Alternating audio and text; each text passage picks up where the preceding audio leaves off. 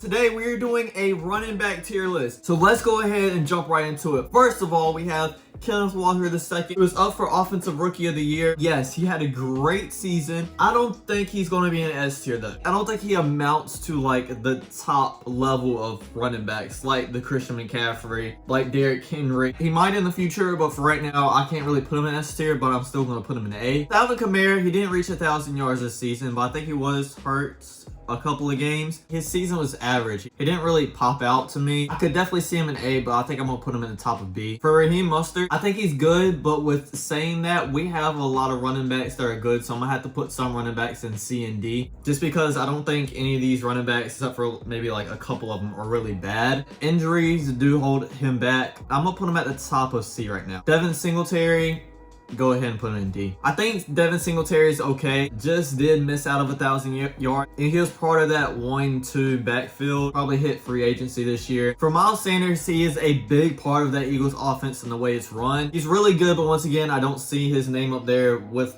Christian McCaffrey and Derrick Henry and those real top true running backs. I'm going to put him in the top of A. Dalvin Cook, I'm going to also put him in A. He got 1,000 yards again this season. This is like 3 or 4 seasons in a row. If he would stay consistent, because some games he just doesn't show up, I would definitely probably put him in S, but he's got to start being consistent through the whole season. And even if you put him in B, I could kind of see it. Honestly, I probably might actually put him under Kenneth Walker. Actually, you know what? We're going to stick him in B now. For Aaron Jones, I'm struggling to put a lot of these running backs in A or B. He played a lot more into this offense in the passing game as well. I'm saying that he didn't play a crazy amount, but more than usual. I think I'm going to put him right behind Dalvin Cook, I think. Put Tony Pollard in A. He's finally getting his time to shine, stepping out of the Ezekiel Elliott shadow. And I'm struggling a lot with these running backs, either A or B. For Christian McCaffrey, put him in S. We've really seen him flourish in that 49ers offense. I'm a Panthers fan, so I love him, but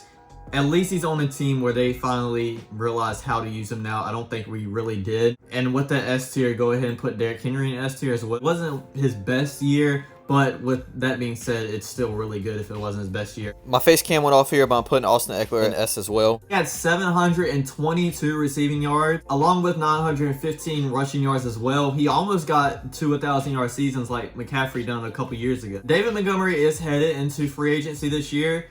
Again, I don't think he's completely terrible, but amounting to some of these running backs, he's got to be in D. But to be honest, I don't think there's really a lot of bad running backs in the NFL nowadays. So I'm going to have to put some of them that are actually good in a lower tier. All right, I'm a Carolina Panthers fan, so I'm probably going to be a little bit biased. But for Devontae Foreman, he almost clipped 1,000 yards rushing, and he didn't even play in the first quarter of the season. With that being said, a lot of those yards did come against the Falcons, and he just dominated the Falcons. And then he had some games where Chuba Hubbard was absolutely taking over instead of him. With that, it was a lot of inconsistency. I'll probably put him either at the top of C or the bottom of B.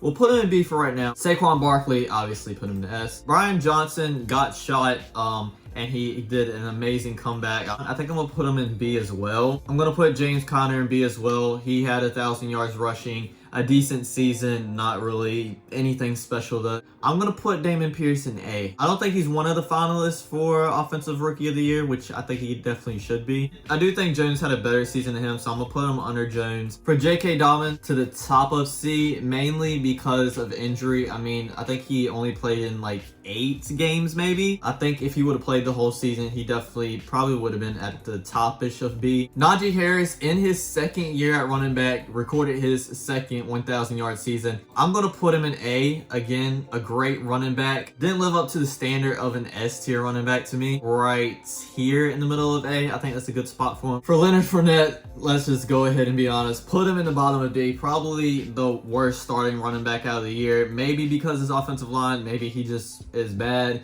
One of the downfalls of the Buccaneers this season was Tom Brady just had to put everything on his shoulders, which isn't bad, but you have to have a running game to keep defenders guessing, and they really didn't have a running game at all. Ramondre Stevenson had a really good year as well. I think a lot of people are underrating him. I'm going to put him in A. He had almost 500 yards receiving, over 1,000 yards rushing. I think this A tier needs a little bit of rearranging. Wait 1 second. Let's put him about right there. I think that's a good spot. Put Nick Chubb in S tier. I'm putting him at the bottom of S just because he split a lot of reps with Kareem Hunt, which isn't a bad thing, but Saquon Barkley just basically did it all himself at the running back position for the Giants. Next is going to be Cam Akers. Put him at the bottom, obviously. Definitely better than Leonard Fournette, but still put him at the bottom. Put Travis Etienne in A as well. It's really hard for me to rank some of these here, maybe. I think that's a good spot. For Isaiah Pacheco, he didn't really start in the Chiefs offense until later on. I think that's going to hurt him a lot in this ranking.